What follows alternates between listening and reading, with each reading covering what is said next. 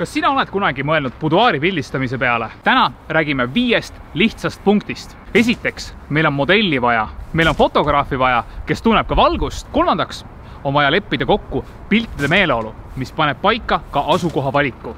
See ei ole see. Viimane punkt on fotomeik, mille laseme teha savuuri spetsialistil.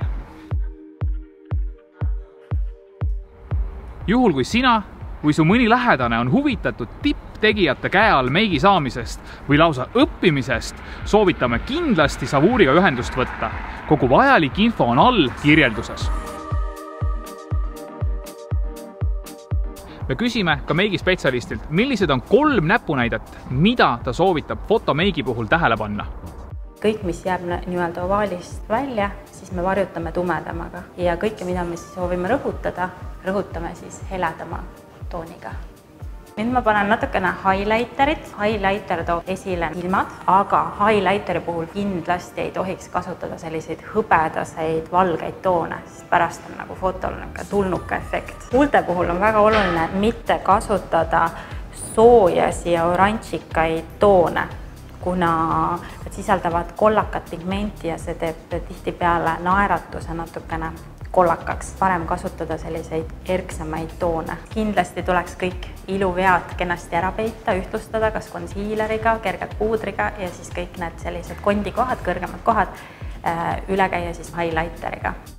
Näo ovaalis olevate elementide rõhutamiseks kasuta heledamaid ja varjutamiseks tumedamaid toone. Highlighteriga too esile silmad, aga kasuta soojemaid toone, sest külmad võivad muuta inimese tulnukaks. Huuled too aga välja külmade toonidega, et naeratus säraks. Buduaari või akti pildistamisel on tark käia üle terve keha, et iluvead peita ja kehatoonid oleks omavahel ilusti harmoonias.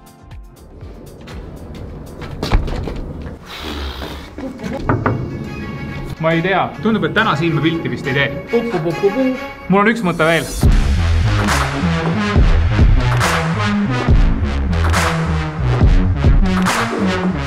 Segasin ka Raidot töö tegemise ajal ning küsisin portsu häirivaid küsimusi, kuidas täpselt siis buduaari pildistama peaks. Algajal soovitab Raido proovida ära klassikalised valgustamise meetodid, aga toonitab ka, et kindlasti tuleb tegemise ajal lõbutseda ja lasta loomingul joosta. Isiklikult ta valgust ei planeeri, vaid läbi pikaajalise kogemuse eksperimenteerib kõvasti ja nimetab oma lähenemist katse-eksitusstiiliks. Enne buduaari pildistamist soovitab Raido oma kaamera kasutamine une pealt selgeks teha. Mees ise ei kasuta ühtegi abi peale autofookuse. Pildistamine toimub täiesti manuaalses režiimis, et iga detail poleks kaamera tõlgendus, vaid soovitud tulemus.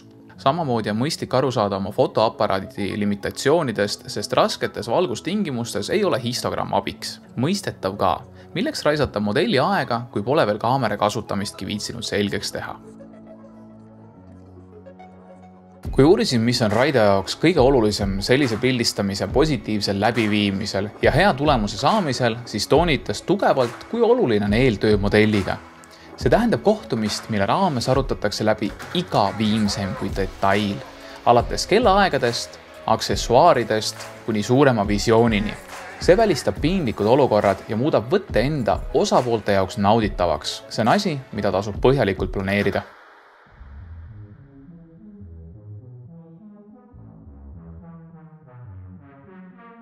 Esimene samm on seotud kaameraseadetega. Nimelt pildistab Raido kõik pildid RAWs ehk toores formaadis. See annab järeltöötluses kõige suurema kontrolli. Järeltöötlus teeb Raido samamoodi sisetunde järgi.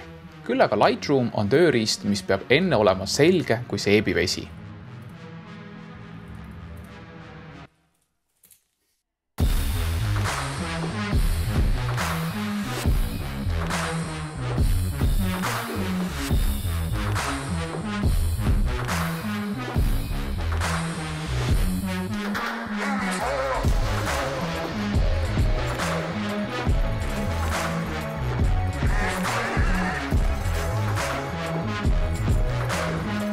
Siin on küsimus sulle.